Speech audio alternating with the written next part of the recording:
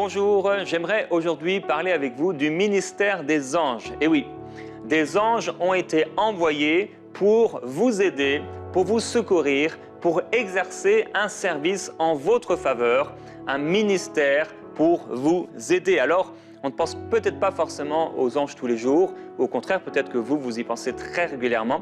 Aujourd'hui, on va parler sur ce service que les anges ont en notre faveur. Et ces anges, on en parle depuis longtemps dans l'histoire de l'humanité, puisqu'ils ont été présents avant les hommes. La présence des anges et leurs actions a toujours été, avant les hommes en tout cas, et on trouve environ 300 fois la mention des anges dans la Bible. On trouve 66 fois particulièrement les chérubins, on en parlera, 2 fois les archanges et 2 fois les séraphins, qui sont des types d'anges, je vais le préciser tout à l'heure. Ils sont mentionnés dans 25 livres de l'Ancien Testament et dans 19 livres du Nouveau Testament. Et il y a donc cette parole, ne sont-ils pas tous des esprits au service de Dieu, envoyés pour exercer un ministère en faveur de ceux qui doivent hériter du salut? Il y a un très bon livre qui a été écrit au sujet des anges. Je ne sais pas si vous avez à la maison des livres sur les anges, mais il y a un livre avec Billy Graham qui a écrit ce livre, « Les anges, agents secrets de Dieu ». Et alors on va faire une petite étude sur le ministère des anges. Si vous aimez les anges, vous êtes au bon endroit. On va parler de la nature des anges, de leur hiérarchie, de leur caractère, de leur ministère, et on parlera d'un ange tout particulier, l'ange de l'Éternel. Alors, premièrement, on va parler de leur nature. Un ange veut dire déjà un messager, un envoyé. Un ange peut apporter des nouvelles du ciel, mais quelle est leur nature? Ce sont des créatures de Dieu, premièrement. Ce sont des esprits, ça veut dire qu'ils ne sont pas limités par des conditions physiques et naturelles. On a toujours ou souvent vu des statues ou des représentations d'anges avec des ailes, et ils peuvent avoir des ailes, ils peuvent avoir 6 ailes, 4 ailes, 2 ailes, ou parfois n'en avoir aucune. Ce sont des êtres lumineux, et ils ont le pouvoir de prendre la forme de corps humains pour rendre leur présence visible au sens des hommes. Pour cette étude, je me suis aidé à partir, pour gagner un peu de temps, à partir d'une étude qui existait déjà d'un pasteur qui s'appelle Daniel Hébert, dont j'avais entendu parler alors que j'étais dans les Assemblées de Dieu en France, et je bénis tous les frères et les sœurs qui sont dans ces églises. Que le Seigneur vous bénisse. Donc, concernant leur nature, on continue à parler de ces anges. Ils sont immortels et ils sont sans péché. Ils sont asexués, ils ne se reproduisent pas, et nous serons comme eux à la résurrection. Ils sont extrêmement nombreux. On pense que 2 tiers des anges, donc 2 tiers des esprits qui marchaient avec Dieu, sont restés fidèles à Dieu lors de la chute de Satan. Et ces anges, eh bien, on peut le voir, comme on va tout à l'heure le mentionner, puisque les anges ont été vus dans l'Ancien Testament, entre autres par Lot, par Jacob, par Gédéon, par la femme de Manoah, vous vous souvenez, ils sont intervenus plusieurs fois, par Nebuchadnezzar, par Zacharie, par Marie, par Joseph, par les bergers, par Corneille, par Pierre, par Paul, par Jean et par d'autres encore, pour ne citer que quelques exemples. Donc, il est possible que nous puissions voir des anges. En tout cas, il est certain qu'il y a des anges qui sont là autour de nous.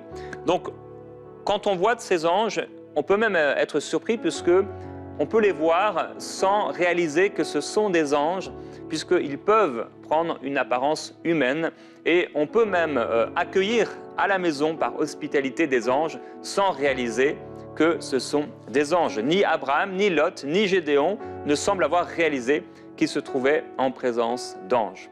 Voilà un peu leur nature, ce sont des esprits. Il y a cependant maintenant les anges ou les esprits qui marchent avec Dieu et ceux qui ne marchent pas avec Dieu qu'on appelle des démons, des anges déchus.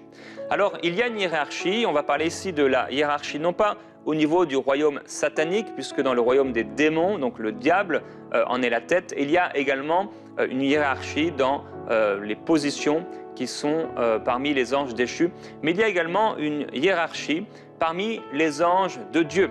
Premièrement, on trouve l'ange de l'Éternel, on en parlera un peu plus tard, les archanges également, les chérubins, les séraphins, les anges et donc les démons dont je ne parlerai pas précisément aujourd'hui. L'ange de l'Éternel, on va en parler dans quelques instants, mais je vais commencer à parler des archanges. Alors les archanges, ce sont des êtres extraordinaires. Ce sont, la Bible nous le montre, des chefs des anges. Les plus connus sont Michael. Michael, par exemple, est celui qui jeta Satan du ciel quand Satan a chuté et qu'il a voulu s'élever au-dessus du trône de Dieu. C'est un seul ange qui a jeté et projeté Satan sur la terre. C'est aussi lui, ce même ange, donc cet archange, ce chef des anges, ce Michael qui s'est interposé, c'est très intéressant, afin que Satan ne récupère pas le corps de Moïse qui voulait très certainement en faire un objet d'idolâtrie. Et on en parlera peut-être un peu plus tard à la fin, de mon partage, puisque tout ce qui est autour des anges peut être amené à être idolâtré, et on le mentionnera tout à l'heure. Et je pense que c'est cet archange Michael, je pense personnellement, qui va à nouveau lier Satan pour 1000 ans et qui, lorsqu'il sera relâché, le jettera dans le lac de feu et de soufre. On trouve cette mention dans Apocalypse au chapitre 20. Il y a également Gabriel qui est un archange, et Gabriel c'est celui qui est venu annoncer la naissance de Jean-Baptiste à Zacharie, annoncer la naissance de Jésus à Marie. Donc on voit un grand appel particulier dans des moments importants de l'histoire de l'humanité. Voilà un peu ce qui concerne les archanges. Il n'y a pas trop de mentions d'eux dans la parole, mais on les retrouve quand même. Il y a également donc les chérubins. Les chérubins se trouvent autour du trône de Dieu. Lorsqu'il y a eu l'arche de l'Alliance, on peut le retrouver dans Exode chapitre 25, il y avait comme une représentation de ces chérubins, 2 chérubins d'or qui étaient là, et ils sont représentés au-dessus de l'arche de Dieu, mais ils sont également autour du trône de Dieu. Et avant la chute, le diable en était un. Il était un chérubin aux ailes déployées. Il était là sur la sainte montagne de Dieu. Il marchait au milieu des pierres étincelantes, en parlant également des autres anges qui servaient Dieu. Il avait une place particulière. Les chérubins sont des êtres importants. Et ce sont également les gardiens du jardin d'Éden, puisque Dieu a établi à l'orient du jardin d'Éden des chérubins qui agitent une épée flamboyante pour garder le chemin de l'arbre de vie. Apparemment, ils ont l'air d'être les gardiens, comme les gardiens du trône et de la sainteté de Dieu. On trouve également les séraphins. Alors les séraphins, on pense parfois qu'ils constituent l'ordre le plus élevé des anges, mais je vais quand même positionner ici, puisqu'on ne peut pas le dire avec précision. En tout cas, leur caractère distinctif est un amour brûlant pour Dieu, je le crois. Le mot séraphin veut dire ceux qui brûlent. Et je crois qu'il y a comme un amour brûlant ou en tout cas une gloire particulière qui émane d'eux. Ce sont comme des êtres de feu. Dans Ésaïe chapitre 6, Ésaïe va voir ces séraphins. Il est écrit « Des séraphins se tenaient au-dessus de lui. Ils avaient chacun 6 ailes. 2 dont ils se couvraient la face à cause de la sainteté extraordinaire de Dieu. 2 dont ils se couvraient les pieds à cause toujours de cette sainteté. Et 2 dont ils se servaient pour voler. » Séraphins, être extraordinaire. Maintenant, il y a les autres anges élus.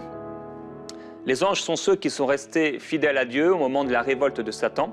En effet, on croit qu'il y a 2 tiers des anges qui ont continué de marcher avec le Seigneur, alors qu'un tiers des étoiles, nous dit le livre d'Apocalypse, sont tombés dans la déchéance satanique. Et il y a, comme je l'ai dit, des démons. Alors, le lac de feu et de soufre a été préparé pour eux. Et j'aimerais préciser que les démons ne régneront pas dans ce lac de feu et de soufre, même si aujourd'hui, Satan peut régner en enfer. Dans le lac de feu et de soufre, il sera semblable à n'importe quel être humain, perdu, sans puissance. Et pour lui, ça va être une éternité horrible et ténébreuse. Le but de ces démons, au contraire des anges, leur but est de tuer, de détruire, d'égorger. Mais Christ les a dépouillés de leur autorité en triomphant d'eux par la croix. Et il nous a donné, en tant que croyants, la domination sur les œuvres sataniques. Maintenant, Quel est le caractère de ces anges, donc de ceux qui marchent avec Dieu? On peut, en regardant pas mal de versets, et je veux d'ailleurs vous encourager sous la description de cette vidéo à YouTube. Si vous êtes sur la télévision en ce moment, vous pourrez aller sur la chaîne EMCI TV de cette émission, donc YouTube. Il y a le PDF que je vous encourage à télécharger parce que vous aurez toutes les références de ce que je vous partage aujourd'hui. Donc, leur caractère à ces anges qui marchent avec Dieu, ils sont obéissants. Ils sont là pour accomplir une mission et ils la font sans question ni hésitation. À un moment, dans le livre de Zacharie, il y aura comme une hésitation, mais il s'agit de l'ange de l'Éternel, plutôt une compassion plutôt qu'une hésitation. Ils sont révérents. Ils passent beaucoup de temps à adorer Dieu. Il y a une vraie et une profonde révérence envers Dieu, une révérence extraordinaire. On peut voir avec ceux qui se couvrent la face à cause de la révérence. Il y a une grande sagesse. Cependant, l'intelligence angélique n'est pas comme l'intelligence de Dieu. Ils sont quelque part, entre guillemets, semblables aux hommes dans le sens où leur intelligence et leur sagesse est limitée. Leur connaissance des mystères, par exemple de la grâce, est restreinte. Tout comme Satan, qui d'ailleurs, j'aimerais le dire, ne sait pas tout. J'aimerais dire à plusieurs personnes qui pensent que Satan peut lire à l'intérieur de vos pensées. Non, il ne peut pas lire à l'intérieur de vos pensées. Ils sont humbles également, on peut le voir dans Jude, verset 9 ou d'autres passages. Ils sont puissants. Ce sont des êtres remplis de puissance. Comme je l'ai dit, un seul ange jette Satan sur la terre, un seul ange va le lier pour 1000 ans et un seul ange va le jeter dans le lac de feu et de soufre. Et Dieu ne bougera pas le doigt, il n'aura pas besoin lui-même de se déplacer parce qu'il n'y a pas de commune mesure entre la puissance de Dieu et la puissance de Satan. Il enverra simplement un ange et l'ange le jettera dans le lac de feu et de soufre. Les anges sont puissants et les anges peuvent, en un claquement de doigts, en une parole, en un geste de la main, bouger une voiture, s'il le fallait bouger une montagne. Ce sont des êtres puissants, ce sont des êtres saints, bien sûr. Saint, Saint, Saint est le Seigneur, et cette sainteté du trône de Dieu, cette sainteté divine, cette sainteté du fait qu'ils n'ont pas connu la chute, pour ceux qui marchent avec Dieu, eh bien cette sainteté, elle luit sur eux, elle rayonne sur eux, et ils ont été créés, c'est important de le dire. Ils ne sont donc ni omnipotents, ni omniscients, ni omniprésents.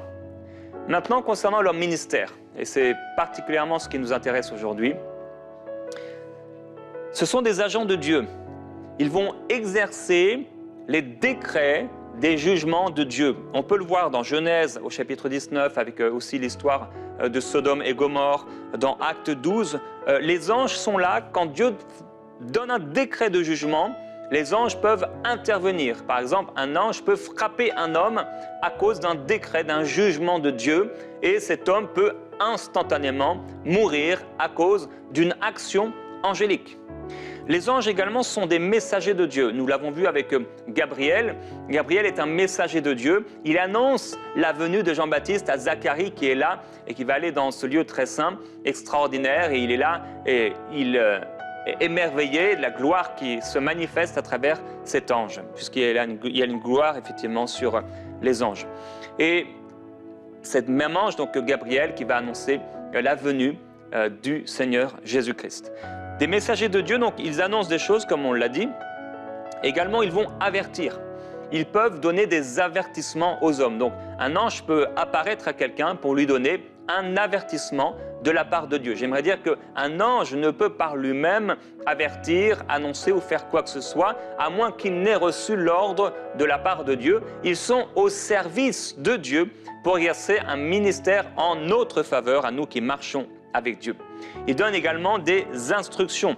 Ils peuvent donner des instructions particulières, donc toujours de la part de Dieu. Par exemple, on retrouve un ange alors que Marie-Madeleine et l'autre Marie vont voir le tombeau. Il est écrit qu'il y a eu un grand tremblement de terre et un ange, car un ange du Seigneur descendit du ciel, vint rouler la pierre et s'assit dessus. Alors, cette pierre devait être roulée, il y avait un fonctionnement quand même assez... Elle était ronde, et pour que plusieurs hommes puissent la pousser, mais lui, tout simplement, il la roule et il va s'asseoir dessus. Il est écrit que son aspect était comme l'éclair et son vêtement blanc comme la neige. Les gardes tremblèrent de peur et devinrent comme morts. Mais l'ange prit la parole et dit aux femmes, pour vous femmes qui marchez avec Jésus, pas pour les gardiens qui, eux, sont effrayés, mais pour vous, les femmes qui marchez avec Jésus, n'ayez pas peur, car je sais que vous cherchez Jésus, le crucifié. Il n'est pas ici. En effet, il est ressuscité, comme il l'avait dit. Venez, voyez l'endroit où il était couché, et allez promptement dire à ses disciples qu'il est ressuscité des morts. Et c'est ça la bonne nouvelle, c'est que oui, Jésus-Christ est sorti du tombeau. La mort n'a pas pu le retenir. Et j'aimerais dire à quelqu'un aujourd'hui qui m'écoute, vous avez des livres d'anges à la maison, peut-être même vous communiquez avec des anges. Et j'aimerais vous présenter le plus grand des anges. Il n'est pas seulement l'ange de l'Éternel dont je vais parler dans quelques instants, mais il est le Fils de Dieu, mort à la croix à votre place. À cause de vos péchés, vous irez en enfer. Mais si vous acceptez le salut qui se trouve en Jésus-Christ, si vous vous humiliez, vous renoncez à vos péchés, si vous renoncez à être votre propre maître, à vivre votre spiritualité comme cela vous enchante, mais si vous acceptez que Dieu a montré une porte, il a donné une porte, un seul chemin, et ce chemin est Jésus-Christ.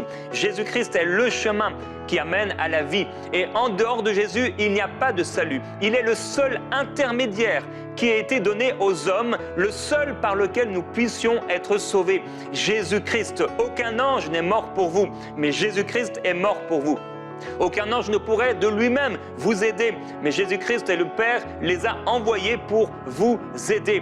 Il n'y a pas d'ange qui soit supérieur à Jésus-Christ. Il n'y a pas de commune mesure entre le Créateur, Jésus-Christ est Créateur, il est la parole de Dieu, et les créatures, les anges sont des créatures. J'aimerais dire ce que j'ai pu dire à quelqu'un que j'ai rencontré il y a plusieurs mois, qui est devenu maintenant une amie. J'aimerais vous encourager à ne plus parler aux anges maintenant, à ne plus vous adresser aux anges peut-être dans une prière, peut-être vous avez l'habitude de parler à des anges, mais je vais vous dire aujourd'hui, pendant plusieurs jours, ne parlez plus qu'à Jésus-Christ. Vous allez voir la différence. Ouvrez votre cœur à Jésus-Christ et invitez-le dans votre cœur à venir régner. La puissance, nous allons voir, de l'ange de l'Éternel est bien plus grande que la puissance de n'importe quel ange. Donc, il donne des instructions, également des encouragements. Ils peuvent encourager quelqu'un qui passe par une situation difficile et venir le fortifier. Il y a un ange qui est venu fortifier l'apôtre Paul alors qu'il était là sur le bateau. Un ange l'a fortifié. Un ange également peut apporter des révélations de la part de Dieu. Et s'il a ces révélations, c'est parce qu'en effet, Dieu les lui a données.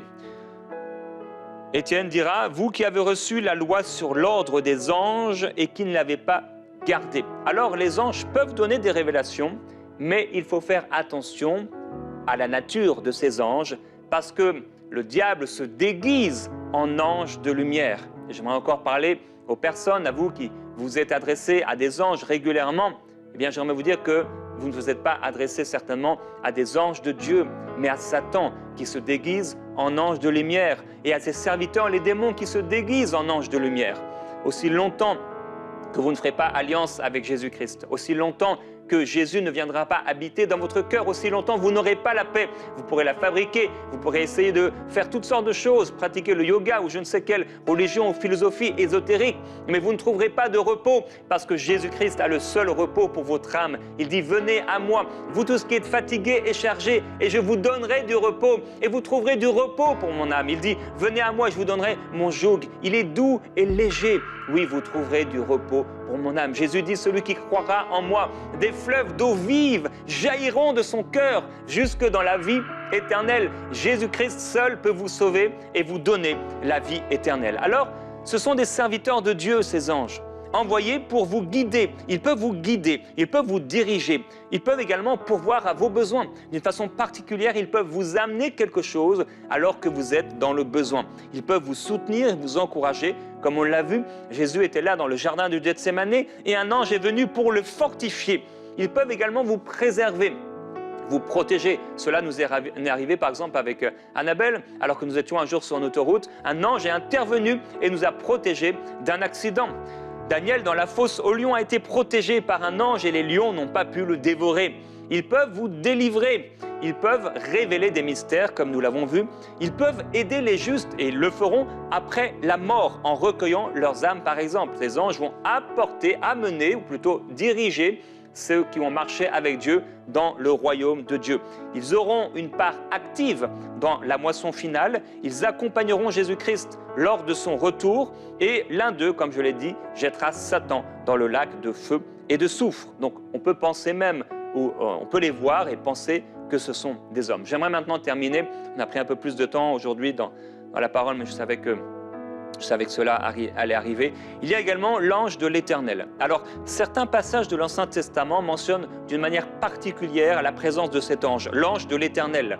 Jacob a vu l'ange de l'Éternel et il a déclaré avoir vu Dieu face à face. Moïse a vu l'ange de l'Éternel dans une flamme, la flamme du buisson ardent. Cet ange, l'ange de l'Éternel, a accompagné Israël dans le désert pour le protéger, en marchant devant lui et en le faisant arriver à Canaan. Il avait le pouvoir de pardonner les péchés, mais aucun ange n'a le pouvoir de pardonner les péchés. Dieu dit à son sujet, « Tiens-toi sur tes gardes en sa présence, en la présence de l'ange de l'Éternel, et écoute sa voix. Ne lui résiste pas, parce qu'il ne pardonnera pas vos péchés, car mon nom est en lui. » Gédéon a vu l'ange de l'Éternel avancer l'extrémité du bâton qu'il avait à la main, en toucher la chair et les pains, et il a vu jaillir un feu du rocher qui a consumé la chair, les pains sans le vin, puis disparaître. Manoah, on l'a vu, a demandé à l'ange de l'Éternel son nom, et il lui a répondu « Mais pourquoi tu demandes mon nom? Mon nom est merveilleux. » Quand il a compris qui il était, Manoah a cru qu'ils allaient mourir parce qu'ils avaient vu Dieu. L'ange de l'Éternel est en fait un ange particulier, Jésus-Christ. Mais il ne peut pas être abaissé au rang d'un ange. Les anges refusent d'être adorés, mais Dieu demande aux anges d'adorer Jésus-Christ. Et oui, quand le premier-né est introduit à nouveau dans le monde, il dit que tous les anges de Dieu l'adorent. Il n'y a pas de commune mesure entre l'ange de l'Éternel qui était dans l'Ancien Testament, l'ange de l'Éternel, mais qui était une manifestation de Jésus-Christ, et Jésus-Christ que nous trouvons dans les évangiles. Et l'ange de l'Éternel n'apparaît plus dans les évangiles ou dans le Nouveau Testament, puisqu'il est Jésus-Christ. Il est écrit dans Hébreux, autrefois Dieu nous a parlé de nombreuses reprises et de bien des manières.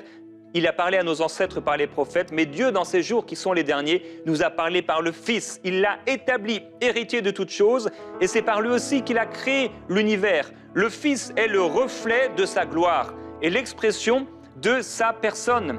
Il soutient toutes choses. Il est le reflet de sa gloire, l'expression de sa personne, et il soutient tout par sa parole puissante. Il a accompli, au travers de lui-même, la purification de nos péchés. Il s'est assis à la droite de la majesté divine dans les lieux très hauts. Il est ainsi devenu supérieur, d'autant supérieur aux anges qu'il a hérité d'un nom qui est bien plus remarquable que le leur. En effet, auquel des anges Dieu a-t-il dit « Tu es mon fils ». Et lorsqu'il introduit le premier-né dans le monde, comme je l'ai dit, il dit que tous les anges de Dieu l'adorent. Il dit au Fils, ton trône, ô Dieu, est éternel. Ton Dieu t'a désigné par onction comme roi. C'est toi, Seigneur, qui au commencement a fondé la terre. Le ciel est l'œuvre de tes mains. Eux, ils disparaîtront, mais toi, tu resteras. Tu es toujours le même et ton existence n'aura pas de fin. Christ est supérieur et Dieu l'a couronné de gloire et d'honneur après qu'il soit venu et qu'il se soit abaissé pour un peu de temps en dessous des anges. Jésus maintenant, nous le voyons couronné de gloire et d'honneur à cause de la mort qu'il a soufferte. Alors j'aimerais dire en terminant, nous ne pouvons pas adorer des anges, à moins qu'un ange vienne de façon particulière, et il vient toujours avec un message de la part de Dieu qui glorifie Jésus-Christ. Nous ne pouvons pas de nous-mêmes communiquer avec les anges. Et quand Jean a reçu la révélation de l'Apocalypse sur l'île de Patmos, il s'est prosterné devant l'ange et il a voulu l'adorer parce que c'était une telle gloire, la Shekinah de Dieu qui reposait sur lui. Mais l'ange lui a dit, mais garde-toi de le faire, je suis ton compagnon de service et celui de tes frères les prophètes et de ceux qui gardent les paroles de ce livre, adore Dieu. Paul dira dans le livre de Colossiens qu'aucun homme, sous une apparence d'humilité et par un culte des anges, ne vous ravisse le prix de la course. Il s'abandonne à des visions, il est enflé d'un vain orgueil par ses pensées charnelles, sans s'attacher au chef dont tout le corps, assisté et solidement assemblé, tire l'accroissement que Dieu donne. J'aimerais aujourd'hui faire un appel dans ce temps de prière qui sera court. Vous m'entendez aujourd'hui et vous avez entendu que nous ne pouvons pas, vous ne pouvez pas communiquer de manière régulière avec des anges. Vous ne pouvez pas communiquer ou adorer un ange. Le seul médiateur qui existe entre Dieu et vous, c'est Jésus-Christ. Vous m'écoutez aujourd'hui et dans votre cœur, il y a quelque chose qui résonne. Et que vous dites ce que vous avez entendu, c'est vrai, c'est la vérité. Vous réalisez que vous avez besoin d'un sauveur, Jésus-Christ. Et qu'à force finalement d'étudier tout ce que vous avez pu étudier sur les anges et sur le monde spirituel, vous n'avez jamais trouvé une paix véritable. C'est comme si pour un temps vous trouvez la paix, mais la paix s'échappe. Le trouble vient, vous avez peur, vous faites des cauchemars, vous avez des pensées noires, régulièrement des choses, des combats à l'intérieur de vous. Jésus-Christ veut vous sauver. Car Dieu a tant aimé le monde qu'il a envoyé son Fils unique mourir à votre place. Dieu a tant aimé le monde qu'il a donné Jésus-Christ, son Fils unique, mourir pour vos péchés. Afin que, alors que vous croyez en lui, vous ne périssiez pas en enfer, dans ce lac de feu et de soufre qui n'a pas été préparé pour vous, mais pour le diable et ses démons, mais qui pourtant recevra tous ceux qui ont refusé de se soumettre à Jésus-Christ. Si tu écoutes ma voix aujourd'hui, si vous écoutez ma voix et vous êtes prêts à ce que Jésus-Christ vienne sauver votre cœur, à être transformé et vivre en étant une nouvelle créature, pardonné, libéré. J'aimerais vous inviter à répéter cette prière avec moi de tout votre cœur. Ce n'est pas une formule magique, mais dites-la avec votre cœur et croyez. Croyez alors que vous parlez. Vous pouvez dire Dieu, dites-le à haute voix, Dieu, je viens à toi aujourd'hui. J'ai entendu ta parole et tu m'invites à m'approcher de toi en Jésus-Christ. Aujourd'hui, je renonce à toute forme de spiritualité, à toute forme de communication qui est contraire à ta parole. Je te demande pardon pour tous mes péchés. Pardonne-moi. Je crois, Jésus-Christ, que tu es mort à ma place, que tu es venu porter mes péchés pour me libérer, que tu es le chemin, la vérité et la vie, que tu es le seul qui peut m'amener au Père pour avoir la vie éternelle. Viens me sauver, s'il te plaît. Libère-moi de mes péchés. Libère-moi de ce que j'étais. Je refuse maintenant d'être encore mon propre maître. Et je te demande, s'il te plaît, Jésus, deviens le Seigneur de ma vie, celui qui va la diriger. Je veux te suivre maintenant. Tu es mon berger et je suis comme une brebis. Je veux écouter ta voix, ouvrir ta parole et vivre pour toi. Viens, Saint-Esprit, et remplis mon cœur, remplis ma vie. Amen. Si vous avez fait cette prière, je vous invite à nous contacter. Vous pouvez aussi aller à l'adresse qui va s'afficher en bas de cet écran. Je prie pour vous maintenant. Père, je prie pour toutes ces personnes qui ont fait cette prière de foi. Je prie que ta présence vienne les transformer, qu'un amour nouveau pour ta parole vienne dans leur cœur et qu'ils puissent trouver des hommes et des femmes qui croient comme eux en Jésus-Christ. Père, merci de les connecter à des chrétiens qui marchent avec toi, non pas à des religieux, des hypocrites, mais à ceux qui marchent réellement avec toi sur ta parole, au nom de Jésus. Merci Saint-Esprit parce que tu vas les diriger. Nous t'adorons Seigneur. Comme je l'ai dit, ne parlez plus à des anges, mais maintenant adressez-vous à Jésus-Christ, grâce au Père. Je vous dis à demain. On va continuer demain. Je vous invite à revenir dans Prière inspirée.